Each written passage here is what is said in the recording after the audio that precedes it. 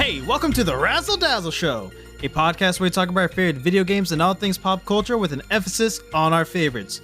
We're your hosts, Jared and Chaz. Hello. And on this edition of Razzle Dazzle Reviews, we are talking about Mighty Morphin Power Rangers Rita's Rewind. Rita's Rewind is a side-scrolling action-adventure video game developed by Digital Eclipse and published by Hasbro, Retroid Arcade, and Atari Inc. The game was released December 10th, 2024 for the PlayStation 4, 5, Xbox Series X and S, Xbox One, Switch, and PC. Please let us know what you think about this episode somewhere on the internet, and be sure to follow us on Instagram at Razzle Dazzle Show, on TikTok at Razzle_Dazzle_Show, on Blue Sky at Raz-Show Pod, and on X, formerly known as Twitter, at Raz_Daz_Pod. And with all that being said, it's Razzle Dazzle time!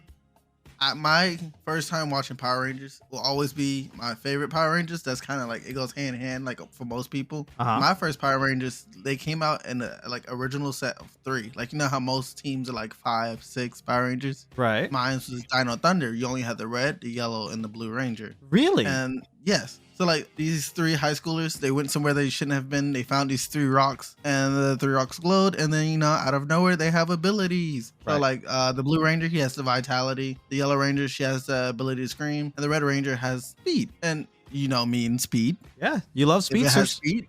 Yeah, automatically took my heart. Wanted that set of Power Rangers. I love Dino Thunder as well because you know how there's usually like a mentor, right? Yeah, like the Zordon or whatever. So later down the road, not later down the road, you meet Tommy right away. Really? Yeah, he's one of the cast members. He's like their mentor and everything. He's like, hey, this is how Power Rangers work. This is how you do this. This is how you do that. And then me back then, I did not know that Tommy was part of previous Power Rangers. So like, it would have been cooler back then if I saw Tommy and be like, and put 2 and 2 together. But you know, I was like 7, 8. Yeah. But Tommy ends up being part of the crew. So he wasn't like only a mentor. He was also out there fighting as well. Yeah, as a veteran. So I found that pretty cool as an aspect. Cause like most times, you know, the mentor is usually just the guy behind the computer. He's just in the mic, just telling the Power Rangers what to do. Yeah. But to me, he was a great mentor as being out there for the Power Rangers and with the Power Rangers. So for this game specifically, so like I mentioned in the intro, we are talking about Mighty Morphin Power Rangers Rita's Rewind, a recently released game by Digital Eclipse, which we got access to. We got a review copy from them. Thank you so much, Digital Eclipse, first of all. We really, really appreciate it. And so the kind of overlap with Mighty Morphin specifically and the Power Rangers you grew up with is technically Tommy, the Green Ranger, the original Green Ranger. But have you gotten far enough to unlock him yet? No, I didn't. I sadly did not get far enough to unlock it. I was trying. Trying under our time limit. No, I understand. And that's totally fine. So yeah, you've been growing up with Dino Thunder since you were 6 or 7, and that's it, huh? I did watch. I don't want to say like I was into it as much as Dino Thunder. Sure. I did watch Jungle Fury for a little bit, which is pretty cool. It's jungle animals. I can't remember all the animals. Like I said, I didn't really get into it. Right. But after Jungle Fury, I kind of just fell off. I did see it like on Nickelodeon sometimes where they show the Power Rangers every like blue moon, but I wouldn't recognize the new set that came out. I just kind of saw them there. The other Power Rangers I did like see on YouTube looking up, I believe it was like time traveling Power Rangers. I don't know how to describe it. Yeah, I got you. Yeah, so would you consider yourself a Power Rangers fan regardless? I consider myself a light fan by the simple fact I'm only into one of the multiple groups that they are. Right. And I do appreciate every group and like where they came from, how they got to where they are now. And as a franchise, they are a lot more massive than most people think. Yeah, they're still going. Yeah. Most people think like Power Rangers like fell off and everything. Like, no, they get funded for like more shows, more movies. You go to Comic-Cons and there's like a ton of people who are just still dressed up as Power Rangers, getting the merch for it. You can still end up talking, like doing Q&As with some of the cast from previous Power Rangers. Yeah. Because we as fans, we requested their appearance. My first exposure to Power Rangers was technically like, you know, I was I don't know, 12 maybe, and I was getting a haircut at a barbershop in back home, and it was just on Nickelodeon. You know, it could have been Dino Thunder. I don't really know. I don't remember. I just remember a blue and black Power Ranger fighting some monsters, and I remember thinking like, ooh, this looks terrible. But my real first exposure to the series is through this game, is through our partnership, our collaboration with Digital Eclipse, and through this amazing game that I found incredible. So of course I have to mention that while we were getting in contact with Digital Eclipse and them giving us access to review this game, I unknowingly booked and interviewed the voice of the Black Ranger of this game, Isaac Robinson Smith. And let me tell you, he is an absolute joy to talk to. He's such a wonderful person to talk to. And as I was researching him, I found out like, oh my God, he's the voice of this game that I'm about to play, and I'm about to interview the devs, and oh my God, like this is crazy, you know? And it's just a weird like coincidence, you know. This was not planned or anything, but it was just really cool that this all happened by accident. Happy accidents, right? And while playing through the game, since I knew I was going to be talking to Isaac, since I knew we were going to be reviewing this, and since we're going to be interviewing the developers of this game next week, I decided that, you know, maybe I should learn a bit more about the Mighty Morphin Power Rangers specifically. So I started watching the show. It's on Netflix, so I'm halfway through season 1 at this very moment. And man, like it's a crazy way to get into a series you've been meaning to for the longest time, because I have, through this kind of weird scenario, because as the name implied, Rita's Rewind, there's like some time travel mechanics, some time travel stuff going on, where we're playing through like the first season of the Power Rangers show within this game. Like the first level is literally episode 1 from the show, the second level, episode 2 from the show.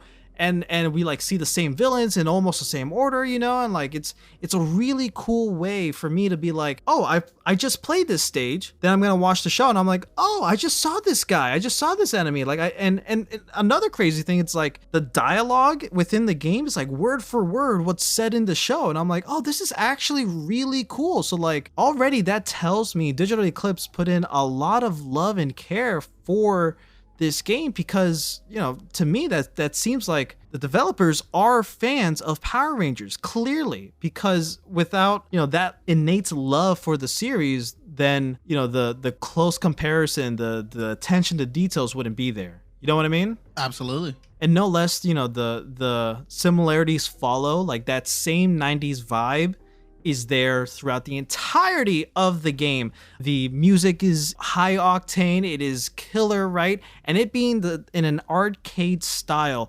side-scrolling beat 'em up, it's a perfect type of genre for a video game from the 90s to encapsulate the 90s feel of the Power Rangers. And, you know, with the recent success of the Ninja Turtles Shredder's Revenge game, and before that Streets of Rage 4 coming out, you know, like it's, and of course River City Girls, you know, some very big and popular and superly well made games that are side-scrolling beat 'em ups, just helps push Power Rangers into the right direction of what I think is the key, or what should be the core type of visuals and gameplay mechanics for what a Power Rangers can be. I'm rambling a little bit just because of like how incredible this game is for capturing what it is to be the 90s. Like it's literally 90s energy, like even from the visuals, which is like, of course, 16-bit, you know, but like also the filter that is already like on the screen. It's a CRT filter, as if you're playing this game through an old TV that you would be watching the Power Rangers on in the early 90s. And it like everything works. There are a lot of layers to this game, and it really shows that a lot of love has been put into it. That was actually one of the things I was going to tell you, that like when I replayed it today, I thought about it. I was like, this really feels like a 90s game. And I had to look up, because obviously I didn't know about like when Mighty Morphers came out. But yeah. I looked up Power Rangers Mighty Morphers came out in 1993. And I was like, there has to be a matchup. And I went and I looked up games in 1993. And when I tell you, it looks almost exactly the same. I was like, I'm glad they went and they didn't just like rigged it or anything. They went and got that feel and added it to the game. Like you said, down to the visual aspects, the filter, the music. That's what got me even more excited into the game as well. Really? Like, I love when people put energy and time into a game. A game does not only have to be aesthetically pleasing to me. It doesn't have to be like the modern 3-dimensional game with the like the whole 360 sound. If you want the game to feel a certain way and you reached it down to like the detail where, like you said, they went and even added like the filter. They didn't have to do that. Yeah. But they wanted to give you that feel. And that's was like, when people put energy into something like that, that what makes me want to put energy back into it, because that's what they wanted from us. And it makes the game just that much more enjoyable. Yeah, 100%, dude. And from someone who has never grown up with this type of series, who has never watched Power Rangers just because I wanted to, this being my first like real deep dive into it, I couldn't ask for anything better. Because like, if somebody asks me like, hey, I like Power Rangers, and I see like there are a lot of different Power Ranger games, because there are, there's like an actual fighting game that's called Battle for the Grid or whatever, it's Mortal Kombat, Street Fighter, whatever, and I know there's like many more before that. But if somebody now were to ask me like, hey, what do you think is like a good game for the Power Rangers that really captures the essence of the show, it would have to be Rita's Rewind. Well, we're going to talk about the gameplay mechanic and why it's called Rita's Rewind, but like the name kind of has a lot of layers into it. So speaking of the gameplay, like we've been saying, it's a side-scrolling beat 'em up, right? It's the controls are fairly simple. There's an attack button, there's a dodge button, there's a jump button, and then there's a special button because it's a screen nuke. It's not complicated at all, and of course it is best played with multiple people. It is a couch co-op buddy game, or at this moment you can even play with one person online like we did, and it's the best way to play these type of games with another person. And I can easily see this being in an arcade cabinet, right, with like 6 sticks, like one of those giant ones that we've seen in Arcade Odyssey back in Miami, right? Oh yeah, and everybody just like squished up together staring at one screen. Exactly, like the X-Men game that was there.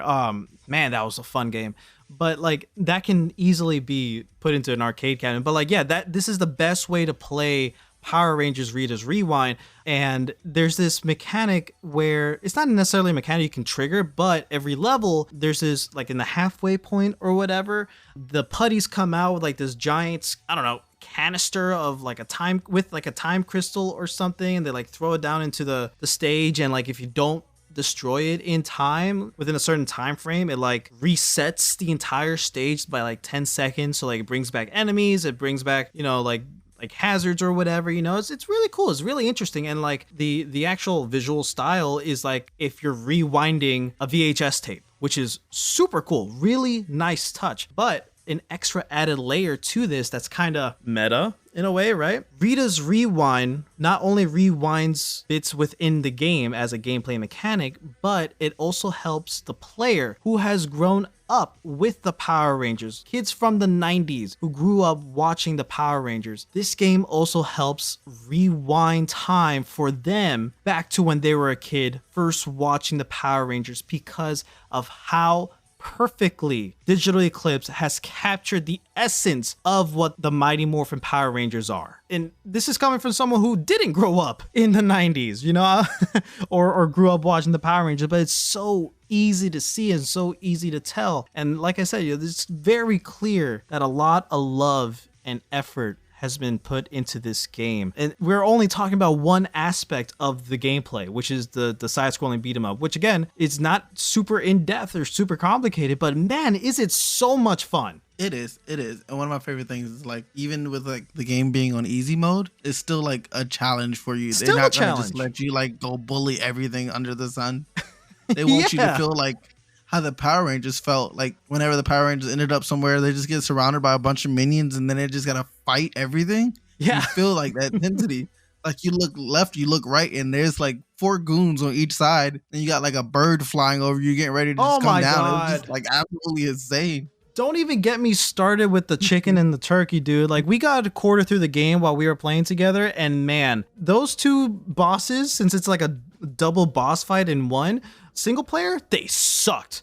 But in co-op with us, like it was kind of easier, but it still sucked, you know, because of like the teleportation, the stupid gimmicks that they would have, and we were playing it on easy and still having a terrible fun time. And I also wanted to tell you, well, I didn't tell you earlier about the gameplay. I realized like the map is a lot more interactive than I thought it was. Like I first caught the hint when you went and punched the dumpster and the dude hopped out. I tried it again on my second playthrough because I was like, there's things I'm missing. Jared hit a dumpster and a dude came out. What else can we do on this map? So like I started running around the map, and like after I beat all the goons, I'm like out here punching boxes and stuff. Yeah. And then I found out that like there's food and coins in these boxes that I thought was just background things, and that's how you use getting health. And I was like, no wonder he's sitting here watching me with low life and didn't tell me that these boxes had the food in it. I didn't want to share it because I was also low on life. But yeah, so I was like going back there, and I was like, I gotta get new life before I go to the next area, because I know how bad the next area get, because I got to play with you. And like doing it on my own, like you said, I don't want to say like it sucks, but like it's challenging. So much more fun with a friend. Yes, yeah, and that's everybody is focused on you. It's just like, where do I go? Yeah, that's how these type of games are meant to be played. Like the best way to play these games is with another person, or it's with multiple people.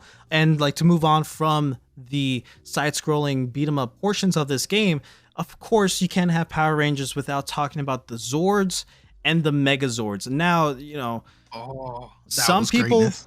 Yeah, right. Some people just think like, you know, how are they gonna implement these types of giant mechs and robots into a side-scrolling beat 'em up? Well, you change the genre. It's a genre flip from these type of sections, right? Not only do we play as the Zords and the Megazords, but there's also like those motorcycle sequences, which is pretty cool, the power cycles or whatever. But the power cycles and the Zord sections are like on rails Star Fox rail shooters, which is really cool. And I think it's a great way to implement 6 different Zords on screen at the same time. And it's still super fun. And like, we also get to expand with like the modernization of technology, but still keeping it very arcade, because like, you know, it's 16-bit for the side-scrolling beat 'em ups, right? But when we get to like Zord stuff, when we get to like the mech stuff and the giant monster fights, it's easy to see that the quality of the game has also increased in terms of like, there's a lot more polygons. It's not just a 16-bit thing, you know, we're seeing like, you know, 64-bit type of stuff, if that makes sense. It's kind of hard to tell because I don't know like the very intricate details or specifics about this type of things, but like it's clear that it still feels arcadey and looks arcadey, but it's not like, you know, downgraded. Does that make sense? Yes, it does. It absolutely makes sense. I say the Zord, playing it on my second playthrough.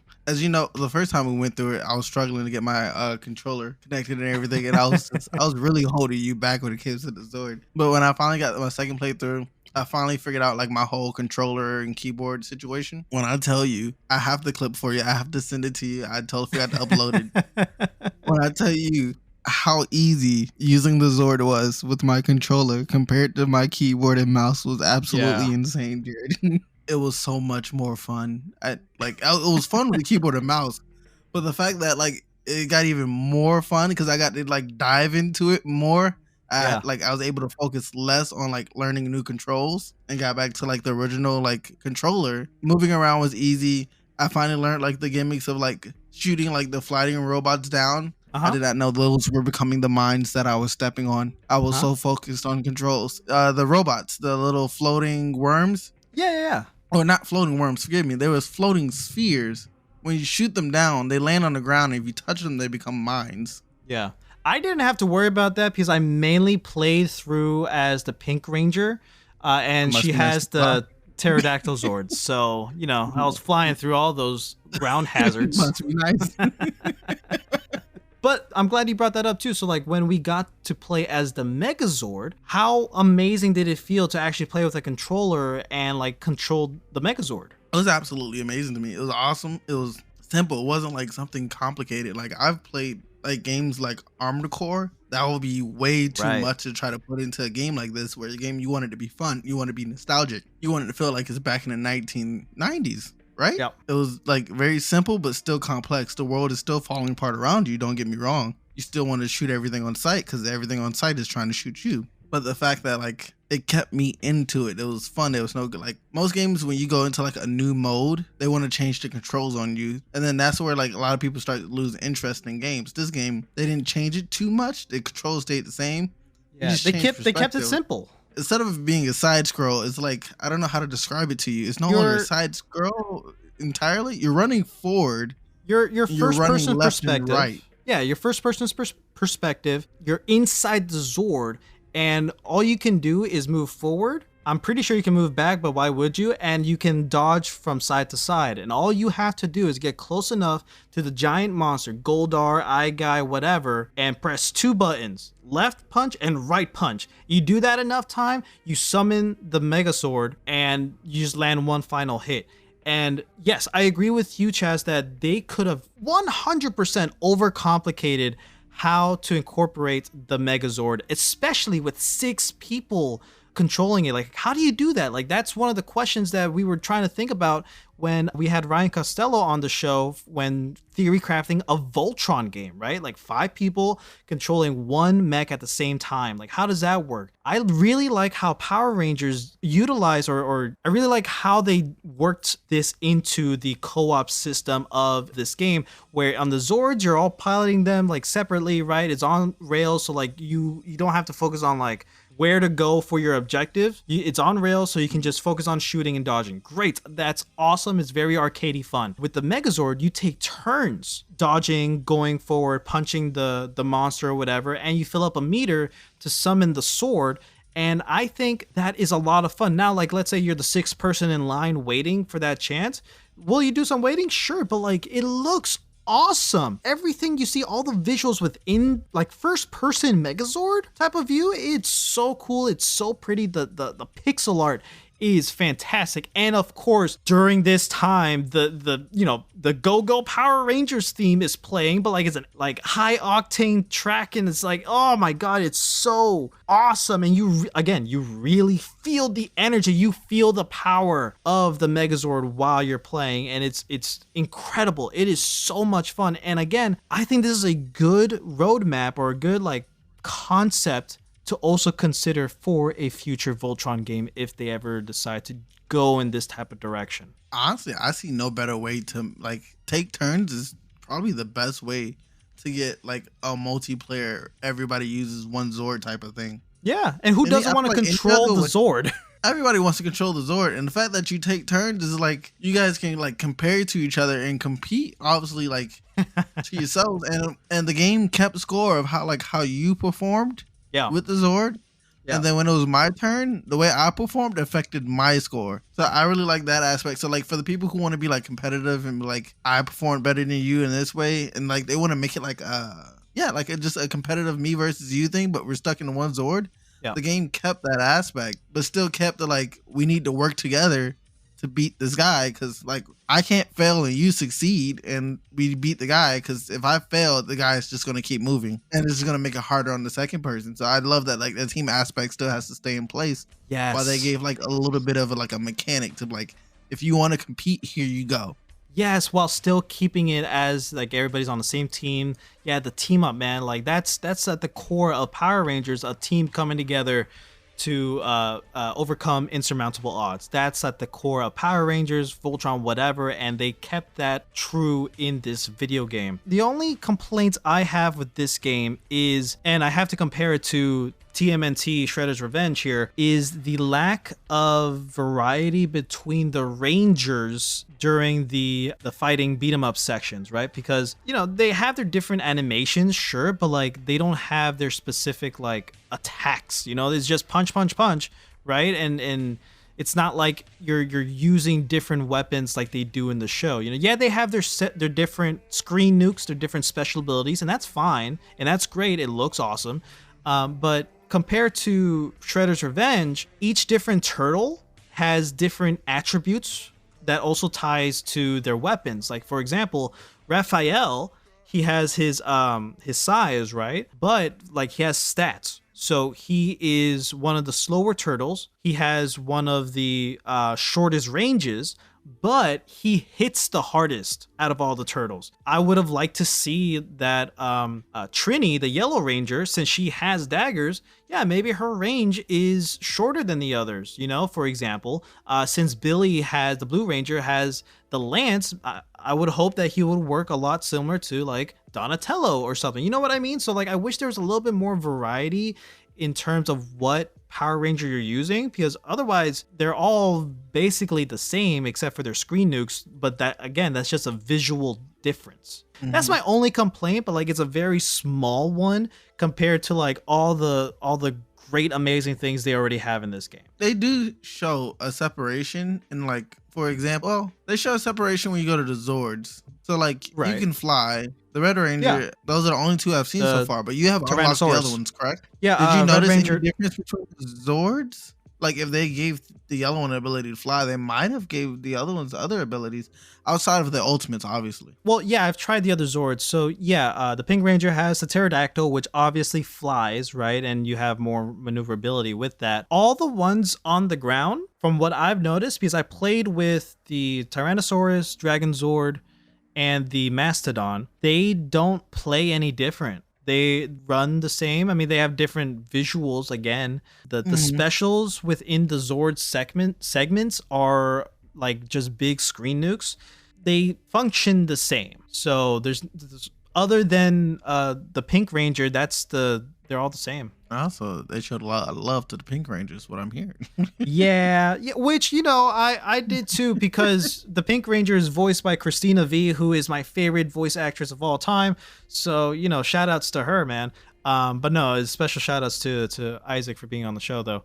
But yeah, so like, again, that's my only little complaint about the game, is just lack of variety in terms of how each ranger fights, I guess. Like I said, it's nitpicky at best. If they just had different stats or utilizes their weapons more, maybe it could be different. It's small, but I wish there's just a little bit more, because otherwise, you know, it doesn't matter who you pick. It's just you're just picking your favorite, your favorite color, your favorite like character. It doesn't matter. Your favorite Zord, just because you like those animals. But also, there's nothing wrong with that. Just probably just setting fairness across the table outside of flying, obviously. That too. That's probably that's a good point. That's a good point. Yeah, just, you know, keep everything on even ground, so like everybody can still have the same amount of fun. So like nobody is like, man, the Blue Ranger doesn't hit as hard as the Red Ranger, you know, so I want to play as the Red Ranger all the time. I get that. No meta, like in most games, right? It's like, oh, you got to use this character because, you know, he's meta, he's broken, right? It's just, if you make them all like relatively the same, there is no meta. Yeah, you use what you like and you enjoy. That's a good point, man. Well, overall thoughts before we wrap it up? I would say my only dislike, I wish there was more interaction on the, so like, you know, between the chapters, you'll go into the arcade. Youth center? Yes. And then like talking to the people, they don't like, you can talk to them, but it doesn't seem like they're really interacting with you. You get me? Like they're always there. They're not like something special you can do with the people who are there. There's nothing special you can do with the people you find within the stages, but after every level or so, there are unique interactions with the like high school bullies, Bulk and Skull. Like they have a different thing to say after you beat each boss, you know, and it's like, it's funny, you know, it's quirky or whatever, just because like that's the show. But yeah, you're right. Outside of that, all like the other characters you find, they just say like the one thing and that's it. And you just reminded me. Thank you for reminding me. I almost forgot doing the second playthrough. Like, I don't know why I didn't catch it the first time, but the quirkiness of the jokes are like absolutely amazing and still the same. Yeah. Like the I'm about to mess up his name. Godon, the first boss you fight, right? He says, "I know the future. I know everything that's gonna happen." Godar, and he's like, "I know everything that's gonna happen." And I can't remember which ranger who said it, but he was like, "Nobody likes a know-it-all," and it was like little small dad jokes like that. And I was like, I kept reading it. I was like, "There's more of these. How did I not catch these the first time?" Because you know me, I love good bad jokes. Those are just they fill my heart with happiness. I don't care how much it makes people cringe. Those are the best jokes to me. It's so 90s, man, you know, like these are teenagers with attitude, right? Like that's the whole bit. So they have a lot of snarky replies. So yeah, no, I get you. But that is it. Thank you for reminding me of that. I wanted to say that earlier, and I don't know how it slipped my mind, but yeah, that's probably my favorite thing. Reading that dialogue and just hearing the catchy response all the Rangers have towards the villains. Yeah, it's a really fun read. Like I said, like a lot of the lines in the game is almost one for one with the show for a lot of like the bits and stuff. You know, it's just word for word. And you know, if you're a fan and if you grew up with the show, you would catch that reference. You would see all the references from like the collectibles you pick up and stuff like that. You know, like this game is made by fans for the fans, and I think it does everything right for what it needs to for the Power Rangers, if that makes sense. It does make sense. So yeah, overall, I think this is an amazing game. It's so much fun. It's easily it's a quick game, right? Like I played it through easy, and I beat the game in like 2-3 hours or so. You know, great bonus. After beating the games, you unlock the Green Ranger and the Dragon Zord, which is awesome. And yeah, it's overall so much fun all the way through. It keeps that 90s high octane energy the entire way, and it's an overall blast, especially when you have a friend there with you to play. So thank you so much to Digital Eclipse for allowing us access to review this game. We really do appreciate it, and we are very much looking forward to having you on the show next week. And audience, be sure to be on the lookout in 2 weeks after this releases, because Chaz and I have a little something special cooking up in the works for you guys. It's something completely new that we've never done here on the show before, and we really hope you like it. It's a new type of format of what we want to make in the future. And, you know, take it with a grain of salt because it's our first time doing it, but it's going to feature Mighty Morphin Power Rangers, Rita's Rewind, and we really hope you enjoy. All right, that's all the time we have for today, guys. Thank you so much for joining us on another episode of The Razzle Dazzle Show. Be sure to let us know what you think about this episode somewhere on the internet, and be sure to follow us on Instagram at Razzle Dazzle Show, on TikTok at Razzle_Dazzle_Show, on Blue Sky at RazDaz Show Pod, and on X, formerly known as Twitter, at Raz_Daz_Pod. Be sure to rate us 5 stars and leave a comment down below. We'll catch you on the next one.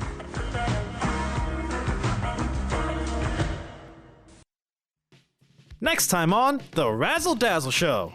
So in the Stakeout in Korra Season 3, Asami and Bolin both have different outlooks on how Pai Sho is supposed to be played. One is like methodical and strategical, and the other one's just like, no, you just go without thinking. What are your guys' thoughts? So I kind of read it as the creators and writers saying, hey, there's no real Pai Sho. Fans, it's on you. Go do it. Make it happen. So there's also a game that we just call Nick Pai Sho that was on Nickelodeon's website. They didn't really try to make it feel like it came right from the show or fits into what we see of it in the show. But, you know, they made a game and, you know, some people enjoy it. But yeah, I do think that maybe they knew, it's like, you know, we put this game together and maybe they knew it just wasn't the best or wasn't just the only thing out there that people had done for Pai Sho. So I do think that it's kind of like saying, hey, there's lots of different variations of Pai Sho in the world, and they kind of opened it up for people to have at it, yeah, right, and to do what we do, yeah. Yeah, I think it's amazing how they're kind of acknowledging the community around Pai Sho, and even with the live-action Netflix series is kind of also well debated. At the least, I think it's super cool how they show Pai Sho, and they're showing like you can definitely see that they've learned the rules of Scott Pai Sho, and they set a game up where you can see a shot where it's actually very clearly a game of what we call Scott Pai Sho, right? So I think that, and obviously now we're talking about the Stakeout episode, but just kind of the sensitivity to the community and respecting that there is really a community that loves Pai Sho, and as in high regard, I think that's awesome. Tune in next week.